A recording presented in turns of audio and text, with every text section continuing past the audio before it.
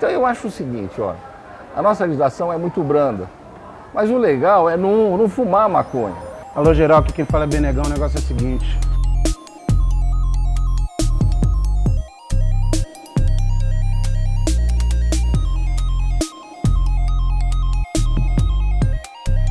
Estou aqui convidado pela galera do Quebrando Tabu para conversar com pessoas que pensam diferente de mim. O programa é sobre, enfim, maconha legalize já, mude a minha ideia.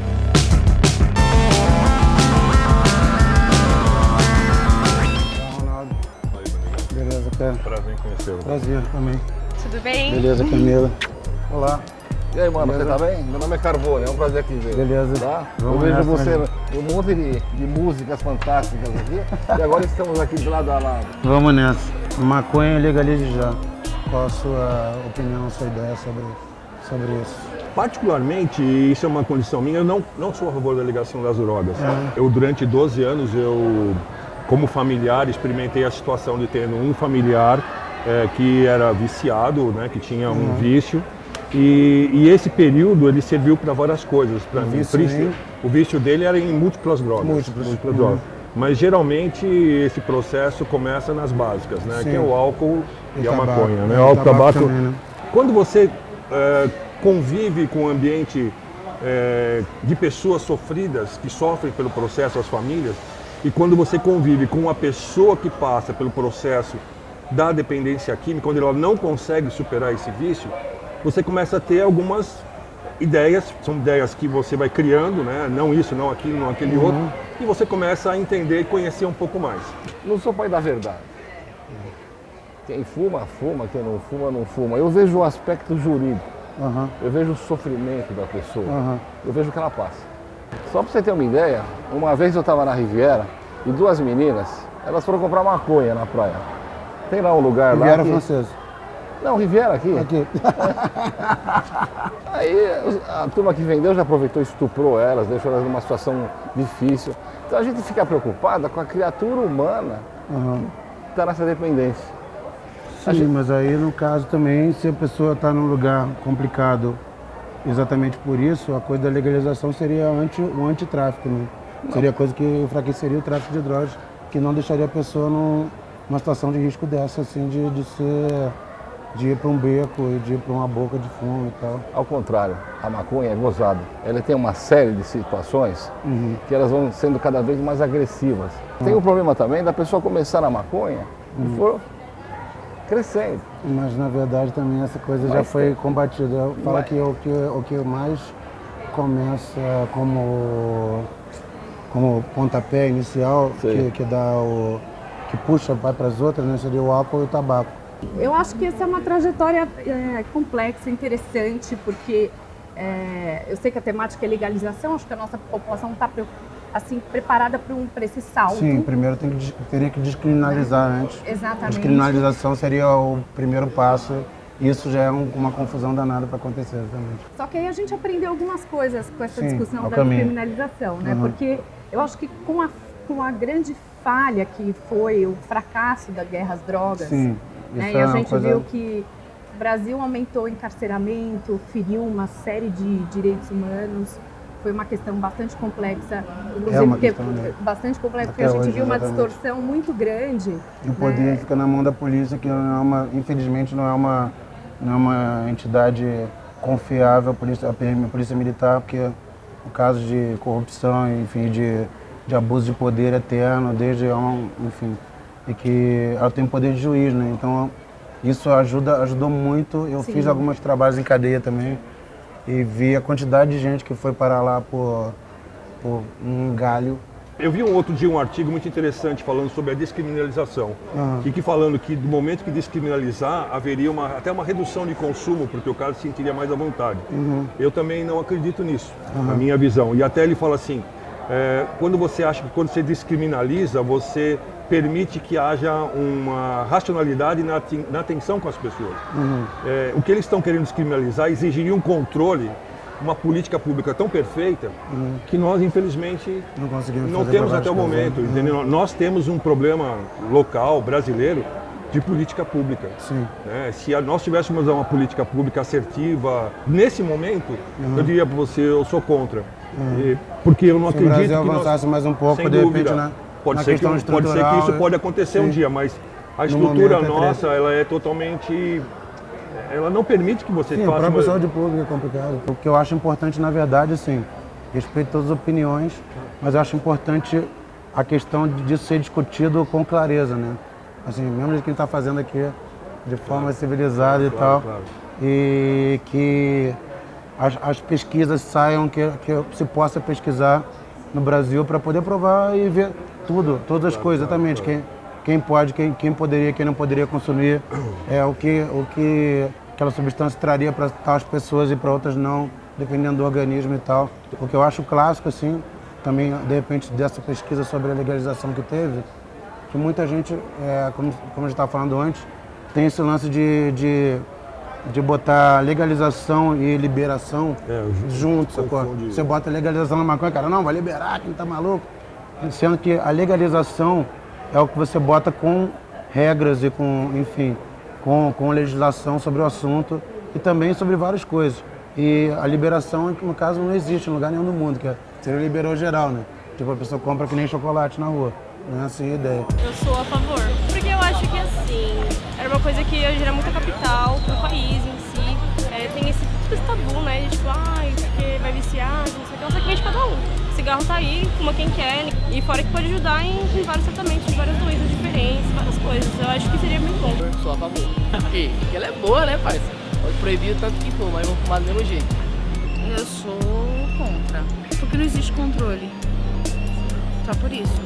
Porque a gente encontra pessoas que usam, mas elas se controlam. Algumas controlam, mas chega um momento que ela quer mais e mais e mais. Eu acho que não tem que ser criminalizado por essa coisa, essa batalha que não leva a lugar nenhum, não tem nenhum propósito e que principalmente afeta essas pessoas de baixa renda. Para uso medicinal, eu concordo. Para uso medicinal. Eu não acho que a gente está vencendo a luta contra o tráfico. A gente está, pelo contrário, está perdendo feio. Está sendo uma hipocrisia.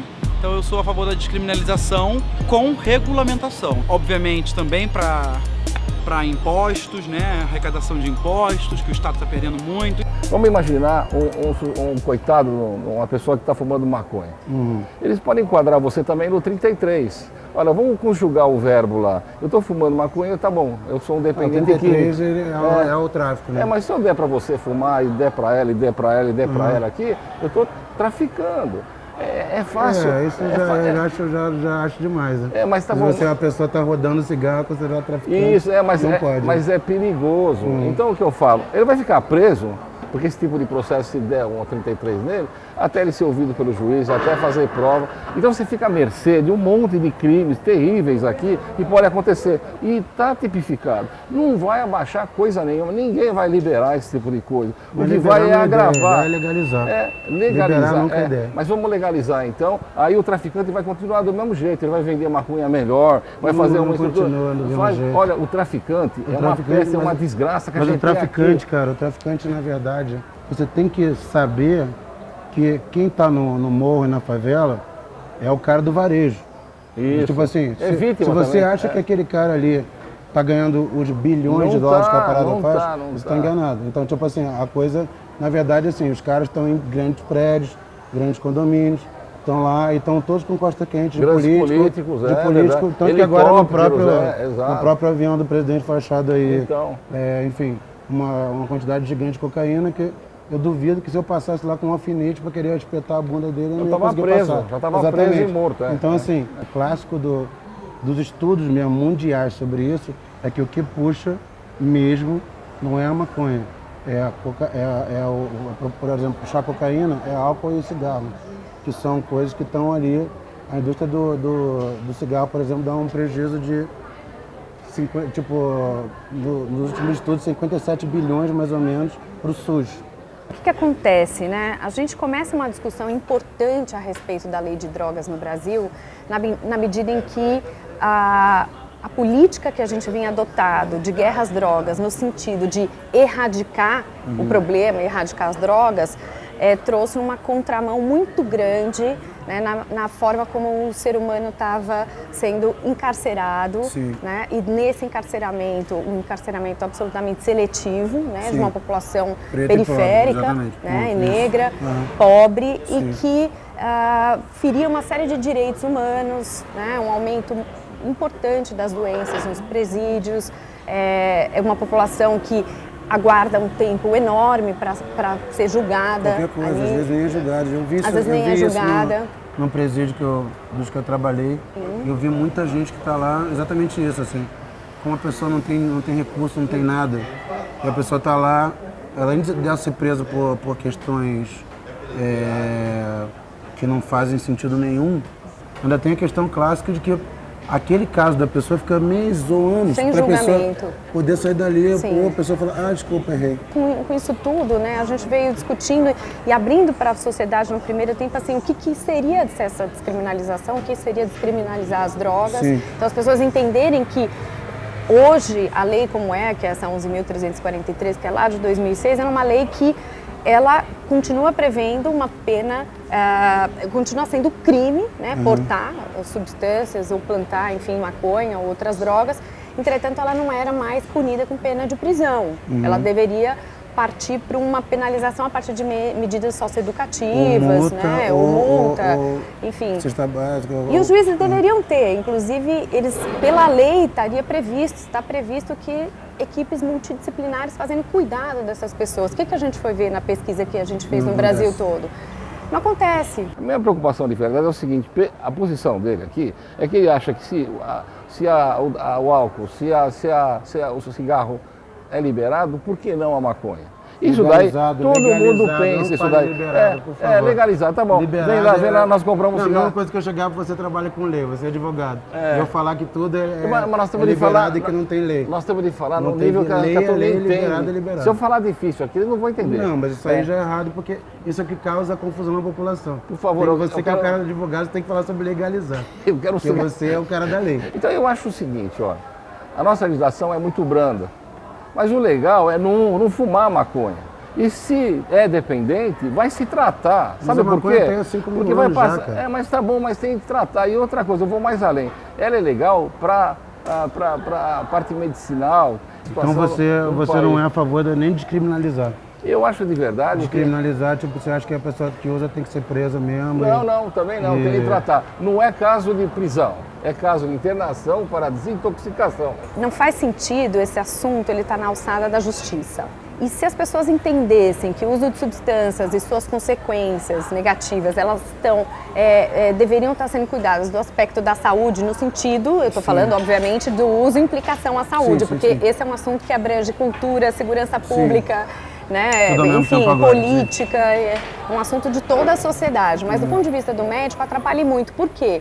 Porque muitas vezes a pessoa ela tem uma dificuldade de referir para você que o problema dela é relacionado ao uso da maconha por conta de um preconceito que ela acha que o médico vai ter, mesmo especialista. Ela demora. Pode achar que o cara vai dar uma caguetada, que vai dar merda. Ela minimiza, porque ela acha assim que ela ainda pode ser julgada. Para mim é muito óbvio que não tem como você botar o grau de periculosidade possível da maconha com o grau de periculosidade certo do álcool e do tabaco. Aí a pessoa fala, que isso, mano? Não. Maconha é muito mais sinistro. Não, o álcool nem é droga. Hoje está mostrando assim, do ponto de vista de saúde pública, o álcool faz mais mal que todas as drogas somadas. Sim. Essa é uma questão, né? Agora, a gente sabe que procurar ajuda, se você dissemina mais, qual que é o impacto negativo, ou até mesmo o impacto que não é tão prejudicial, o tipo de padrão de uso que a pessoa faz. Para as pessoas, elas conseguem ter um discernimento maior quando ela precisa procurar ajuda. Também, né?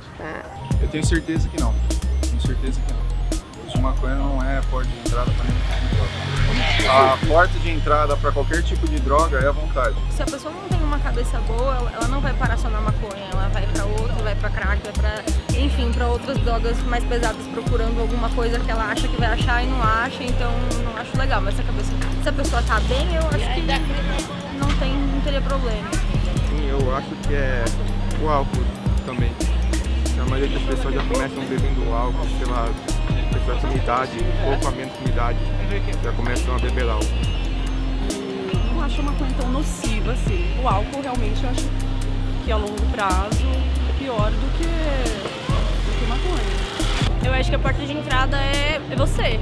Você faz a sua porta de entrada, o que você passa na sua vida, as situações que você tem que lidar no seu dia a dia, tudo.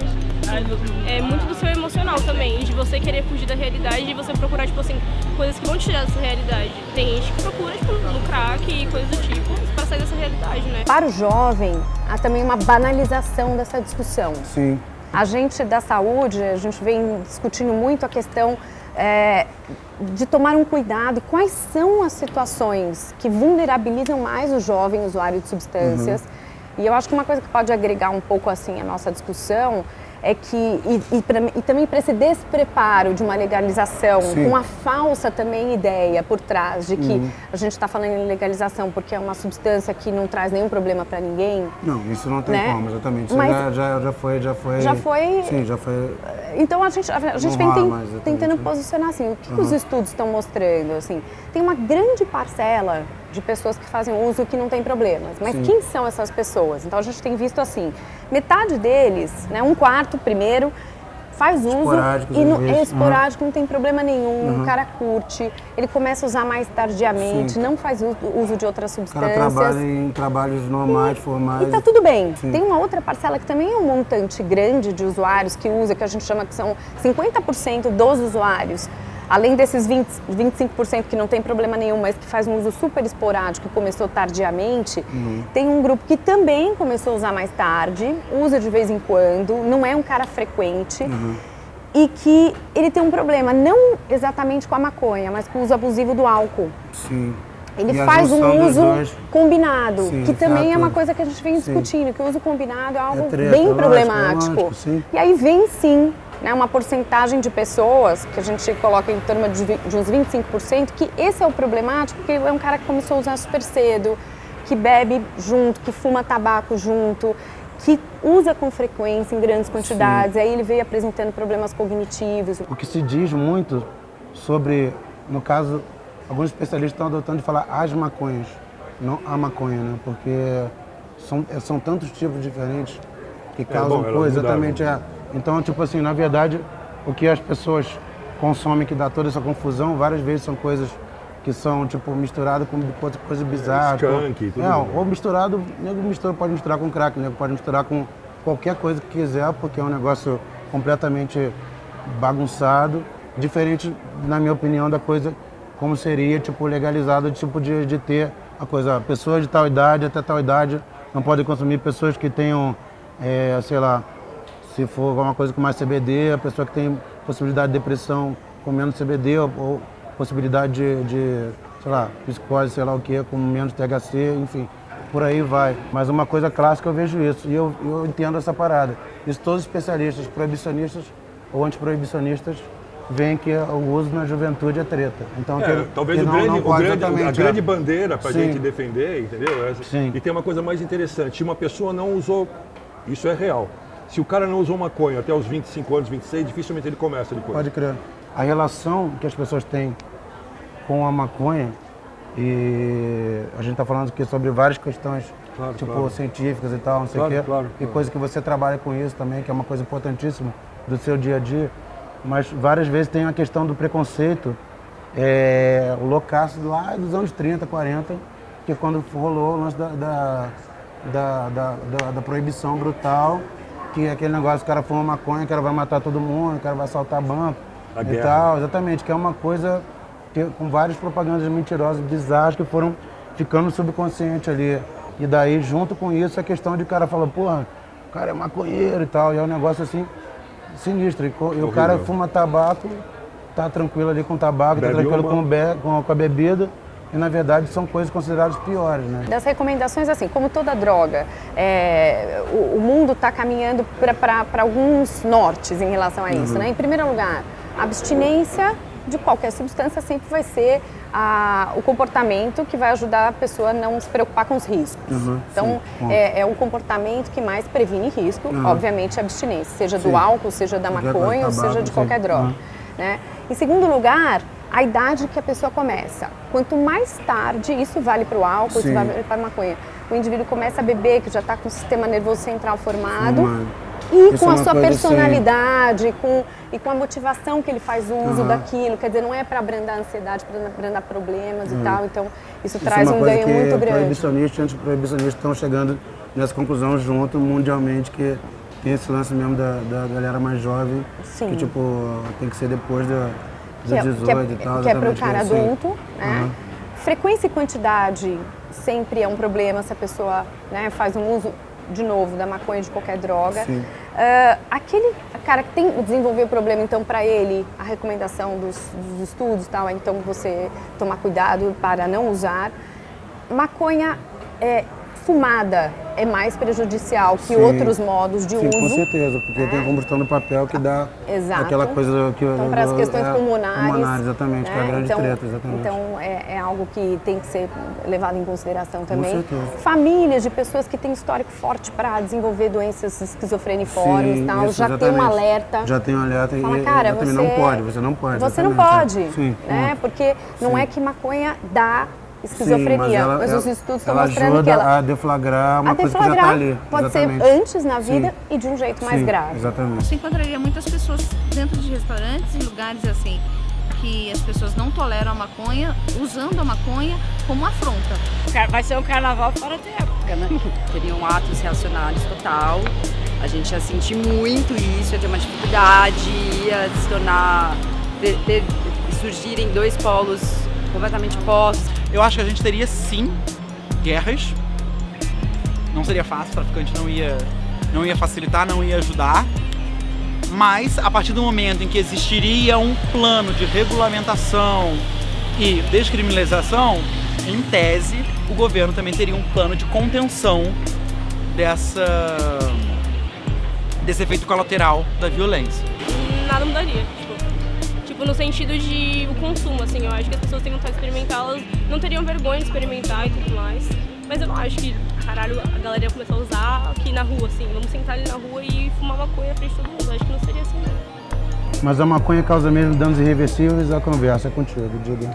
Não, eu não sou um técnico, obviamente, teriam várias pessoas que poderiam tem várias opiniões sobre isso. Várias opiniões. Não, mas eu vou dar opinião. Mas com certeza o que se diz é quando o jovem consome, isso tem grande possibilidade, então, porque tem a coisa do cérebro em informação. Isso, o sistema de recompensa do jovem, ele está em informação. Sim. Então, ela causa mesmo danos, são danos irreversíveis, tanto que a maior parte hoje em dia de situações de surtos psicóticos e esquizofrenia.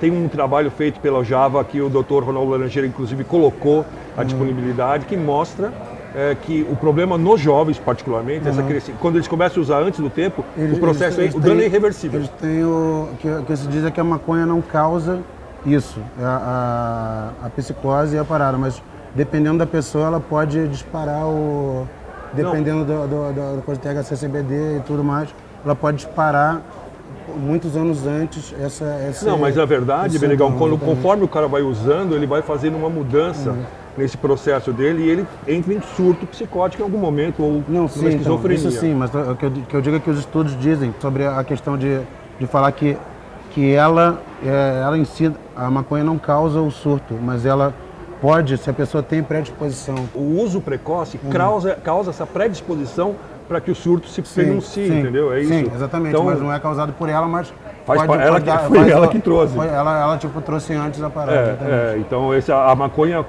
na maneira de eu enxergar, de que eu enxergue, que eu tenho estudado, ela causa sim danos irreversíveis, principalmente para jovens, para molecada. Eu tenho pena de quem já está no vício psicológico, porque é do psicológico que passa para o químico. Porque aí, depois de um tempo, a maconha, ela vai...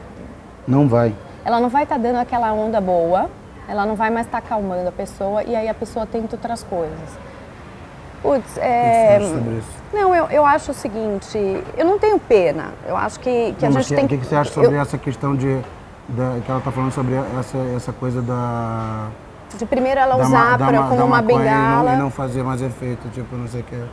eu acho que é o seguinte, pode acontecer isso, como eu disse, uma porcentagem menor de pessoas, mas pode.